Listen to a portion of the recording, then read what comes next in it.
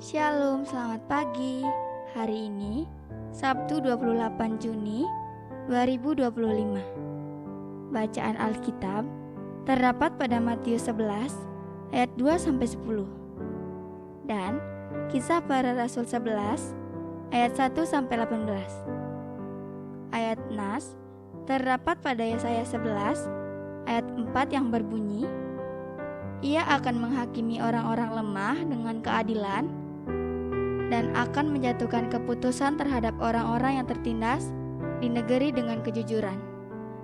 Dan yang kedua terdapat pada Matius 11 ayat 4-5 yang berbunyi, Yesus menjawab mereka, Pergilah dan katakanlah kepada Yohanes apa yang kamu dengar dan kamu lihat. Orang buta melihat, orang lumpuh berjalan, orang kusta menjadi tahir, orang tuli mendengar, orang mati dibangkitkan, dan kepada orang miskin diberitakan kabar baik. Renungan berjudul Keadilan yang Memulihkan. Dalam permainan sepak bola, keberadaan wasit layaknya seorang hakim yang menentukan suatu pertandingan berlangsung secara adil. Keputusan adil dari wasit akan membuat hasil pertandingan lebih dapat diterima oleh kedua kesebelasan yang bertanding.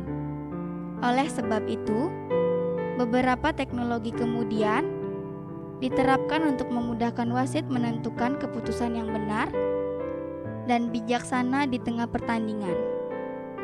Itu semua karena setiap orang yang menyaksikan sepak bola menginginkan keadilan dapat ditegakkan dalam permainan. Keadilan akan memuaskan penikmat sepak bola. Pentingnya keberadaan hakim yang bijaksana juga dirasakan oleh umat Tuhan di tengah realita kehidupan mereka.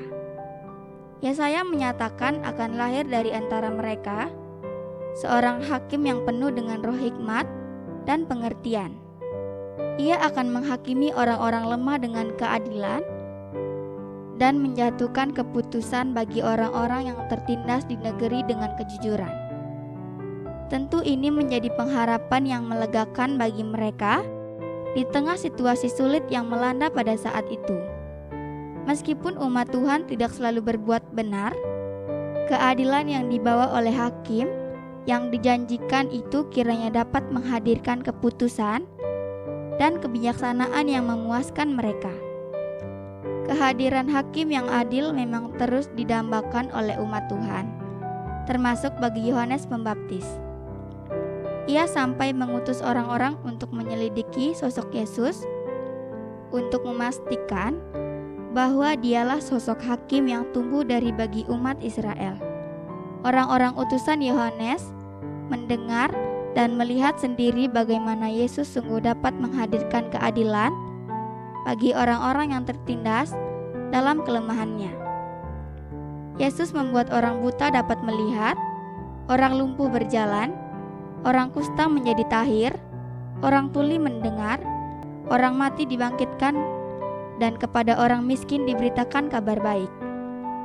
Pekerjaan ajaib yang dikerjakan oleh Yesus sungguh telah menghadirkan pemulihan dan keadilan bagi kehidupan mereka yang tertindas oleh keadaan. Yesus sungguh menjadi hakim yang adil, yang memperhatikan kebutuhan umatnya. Oleh sebab itu, beritakanlah keadilannya yang membawa pemulihan bagi kita. Oleh Vikaris Kadek Dwi Prayoga Aditya. Doanya, ya Tuhan, dalam keadilan-Mu ada pengharapan yang memulihkan. Biarlah aku selalu bersandar kepada keadilan-Mu. Amin. Saya Ika, Widya Asih Singaraja, salam bumi bersukacita dalam damai sejahtera. Terima kasih.